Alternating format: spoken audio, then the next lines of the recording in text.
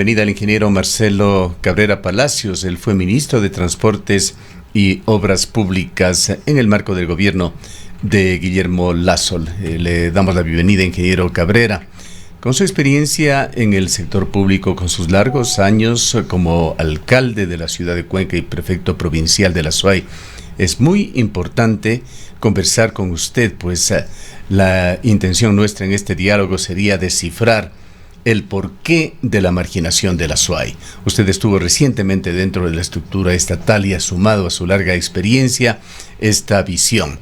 Pero empecemos, a más de darle la bienvenida, ingeniero Cabrera, preguntándole si es que estuvo usted presente en la marcha de ayer. Buen día, Gustavo. Buenos días, Rosana. Un gusto enorme compartir con ustedes esta mesa de diálogo y desde luego saludar a la ciudadanía el día de hoy.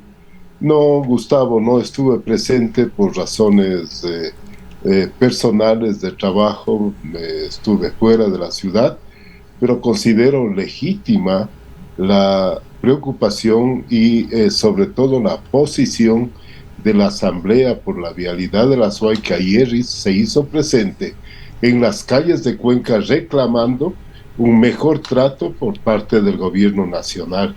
Yo creo que el año complicado, en donde definitivamente los recursos fueron mínimos y escasos, fue el año 2021, pero ya en los años 2022, en donde ya se dejó un tope presupuestario gestionado en este caso por mí, hasta el mes de julio del 2022, debió haberse invertido mucho más. Se ha tomado demasiado tiempo. Le cito dos casos puntuales: la contratación de la vía Descanso hacia la Panamericana Vieja y la vía hacia Sayausí, que también estuvieron en ese marco y quedaron con los estudios listos, de tal manera que pues es importante que los azuayos, sobre todo mediante esta manifestación del día de ayer, dejen oír su voz y dejen oír su descontento ante el gobierno nacional por este trato. Ingeniero Cabrera, muy buenos días, gracias por acompañarnos en esta mañana. Quisiéramos conocer también qué opinión le merece a usted las declaraciones el día de ayer del ministro Darío Herrera, quien llegó a Cuenca a propósito de esta marcha convocada por la Asamblea Ciudadana Gran Cruzada por la Vialidad de la SUAY. Él se refirió a las circunstancias burocráticas aparentemente dentro del ministerio y los plazos para la atención en materia vial. Él hablaba de unos 80 a 100 días para poder arrancar ya con una intervención en torno a esta emergencia vial de la SUAY. Mire, Rosana, yo creo que se ha perdido mucho tiempo. Yo le cito solamente dos casos: la Panamericana Vieja y la vía hacia Sayausí, desde el redondel de Mujeres de Piedra al Descanso, y la otra hacia Sayausí, que quedaron los estudios listos. Se han tomado 10 meses para recién convocar a su contratación.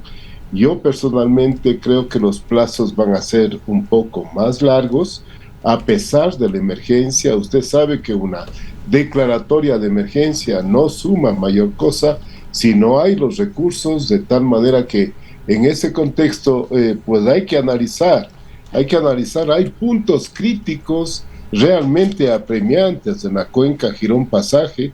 Hablamos del kilómetro 33, del kilómetro 54, del kilómetro 112, del kilómetro 115 en el sector de Vivar, entre otros. En la cuenca Molleturo-Naranja, los kilómetros más del 49, que está cierto es en ejecución y que deberá terminar en el mes de agosto de este año, están los kilómetros 71, 72, 74, 76, 86, 94 y 96, 102 y 105. Con una situación, estimada Rosana, creo que en el caso de la Cumbe Girón Pasaje ya esa vía no aguanta más. Pero quizás, ingeniero, perdone que le interrumpa. Para que esa vía sea tomada en Pero, ingeniero, seria.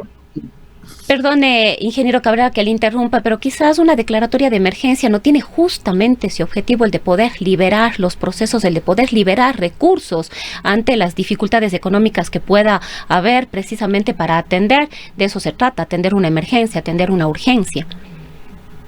Así es, Rosana, pero todo depende de los recursos, es decir, el proceso va desde el dictamen de prioridad, la certificación presupuestaria y la inclusión en el plan anual de inversiones, de tal manera que estos trámites burocráticos toman su tiempo.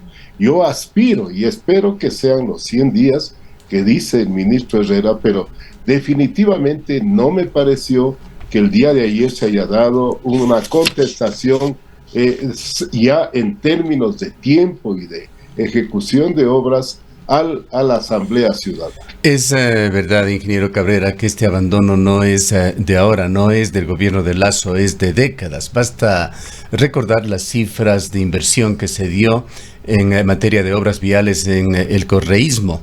En los largos años del correísmo se invirtieron aproximadamente 12.000 millones de dólares en vías en el país. A la SUAY vino algo menos de un 2%. El diagnóstico de esto se lo he hecho permanentemente a través de los medios de comunicación, de este medio en particular, con importantes aportes de profesionales, y entre los elementos que valen la pena analizarlos está por qué esos mandos medios en el Ministerio de Transportes y Obras Públicas aparentemente deciden con una constante en la cual olvidan que el sur de Ecuador tiene una situación de desarrollo asimétrico histórico y que aquí es donde debería invertirse. Se privilegian otras provincias, se toman decisiones también de carácter político, viendo la cantidad, el peso específico que se tiene en votos en una o en otra provincia. Se argumenta también otro aspecto de que en Azuay falta planificación, de que no se proponen proyectos con una base mínima de planificación.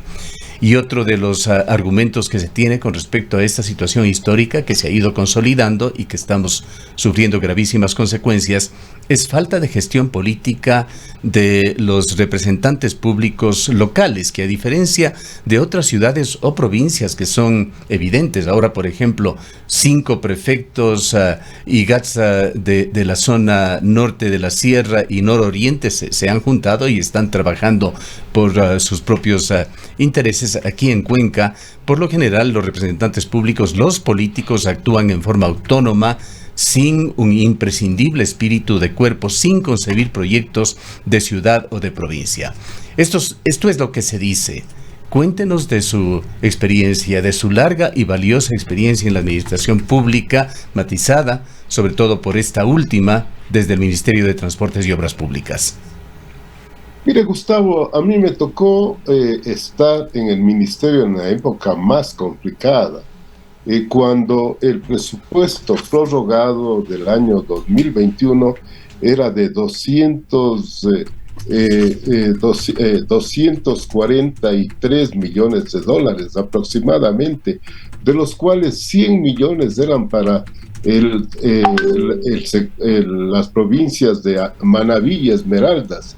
Es decir, habían aproximadamente 140 millones de dólares para todo el país, pero de esos 140 millones de dólares, la mayoría era para pago de deudas.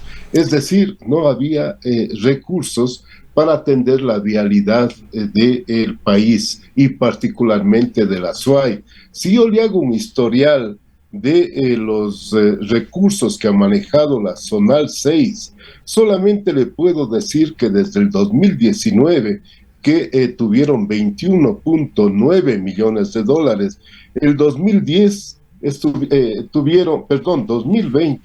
15.2, el 2021, 11.4, logrando subir a 12.5 en el 2022, es decir, efectivamente, lo que usted dice es verdad.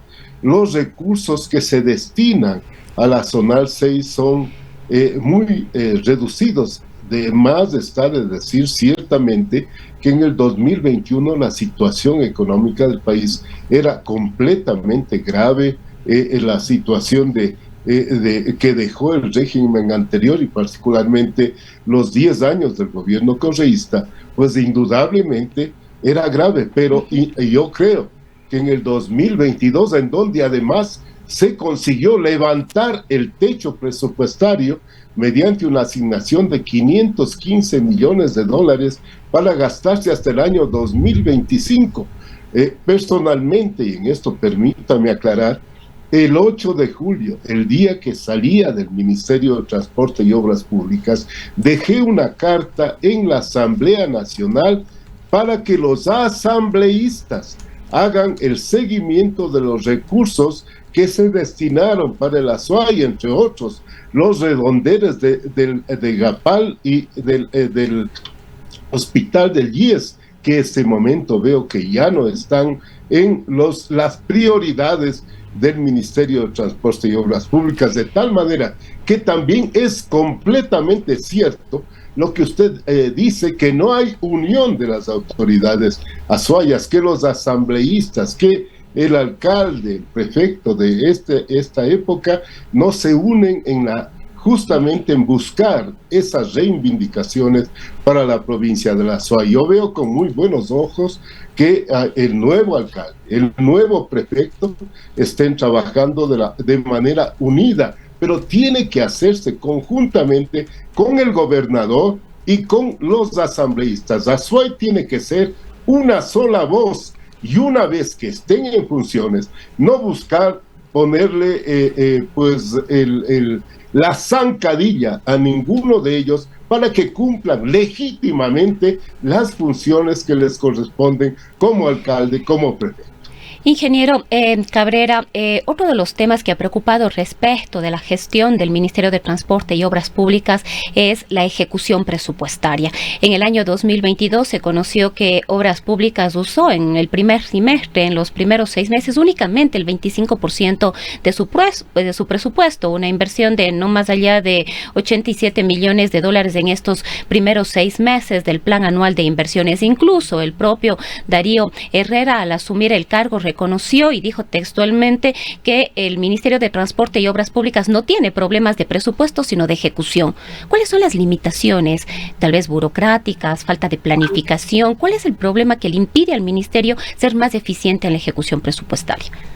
Mire, Rosana, permítame aclarar, es posible que ese porcentaje que usted señala se refleje en ejecución presupuestaria, pero estaba comprometido sobre el 50%, de tal manera que esos números hay que verle en la página de transparencia y ajustarlos como es debido. Mire, lamentablemente, y yo le pongo un ejemplo clásico, el mío, cuando llegué en mayo del 2021, no existía un solo proyecto para que se pueda contratar en la provincia de la Azuay. Por más que en el supuesto hubiesen existido recursos, no había un solo proyecto listo para su contratación. De tal manera que el tema, lamentablemente, es la pesada burocracia que hay en el ministerio. Hicimos todos los esfuerzos para cambiar la forma de operar, y yo creo que los resultados que se van dando en el 2022 así lo demuestran. ¿Cuál es su impresión, ingeniero Cabrera, sobre la burocracia quiteña? ¿Hay efectivamente eso que se dice, esa preeminencia de los mandos medios al momento de culminar un informe, una proyección, un plan quinquenal?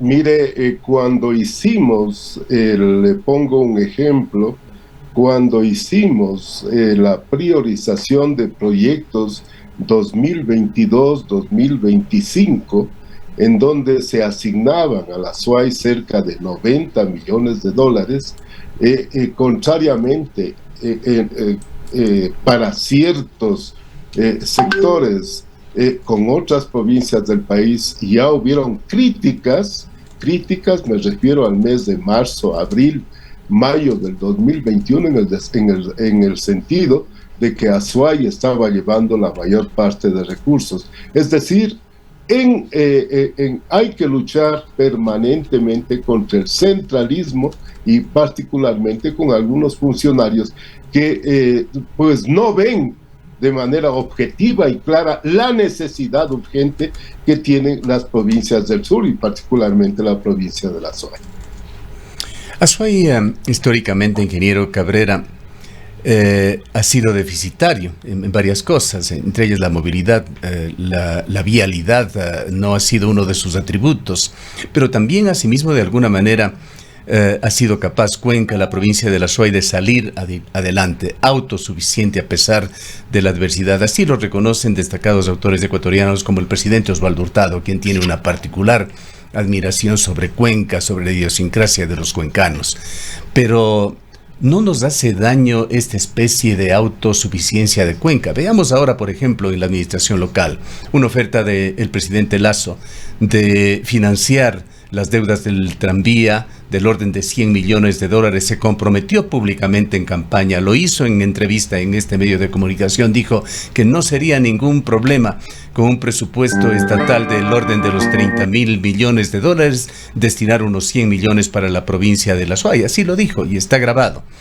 Recordamos también que el viceministro de Minas, Fernando Benalcázar, en algún reclamo que se le hacía por esos desequilibrios que se dan en la provincia de El Azuay, él se defendió y dijo que Azuay es una provincia rica y que está muy bien que el Azuay contribuya para otras provincias que tienen mayores necesidades. La pregunta es, ¿no nos está haciendo daño esa imagen de autosuficiencia que el Azuay refleja hacia el resto del país? Los órdenes de la vida, en todos los órdenes, y usted también, que ha pasado por la Universidad de Cuenca muchos años, usted sabe que cualquier proyecto culmina y se ejecuta si existen los justificativos dados. ¿Cuántas veces en el tiempo pequeño que tuve en el Ministerio de Transporte y Obras Públicas se le pidió al actual alcalde que justifique el tema del tranvía hasta que yo estuve? Nunca recibimos una justificación a más de oficios, nada más pidiendo la entrega de los recursos. Yo debo decirle que el trámite en Quito se lo hace y hay razones en eso, yo no puedo decir que no las haya, de tramitar siempre con los justificativos, proyectos del caso y puntos de vista completamente justificados, de tal manera que solamente le hago esta reflexión también en función de quienes ese momento están ejerciendo los cargos de representación popular. Igual sucedió con el caso del aeropuerto, cuando recuerdo que el viceministro de ese momento, Fernando Arteaga, pues permanentemente exigía la presentación del anteproyecto, proyecto del nuevo aeropuerto. Nunca se entregó, estimado Gustavo, esa información, de tal manera que mal se puede reclamar, diría yo, cuando existe ineficiencia, por decirlo menos, de la autoridad de ese momento. Claro, pero allí vienen estas contradicciones, ingeniero Cabrera. El director de la unidad tranviaria, en alguna declaración hecha también en este medio de comunicación, señaló que Cuenca se estaba arreglando con ese déficit del tranvía, que se lo había reducido, me parece que hacía una proyección al orden de unos 3 millones y medio de dólares anuales, que era algo manejable, mientras el alcalde elegido, Cristian Zamora, en recientes declaraciones para la revista Vistazo, dice que se están maquillando las cifras y que efectivamente Cuenca está con un déficit del orden de unos 10 millones de dólares anuales por el tranvía. Gustavo, justamente esa información debe transparentarse y me parece bien que el nuevo alcalde lo haga. Yo entiendo que el presidente Lasso deberá cumplir su compromiso con la ciudad de Cuenca, porque lo que se pedía, recuerdo en alguna ocasión, es de que se avance ya con la interconexión entre tranvía y buses.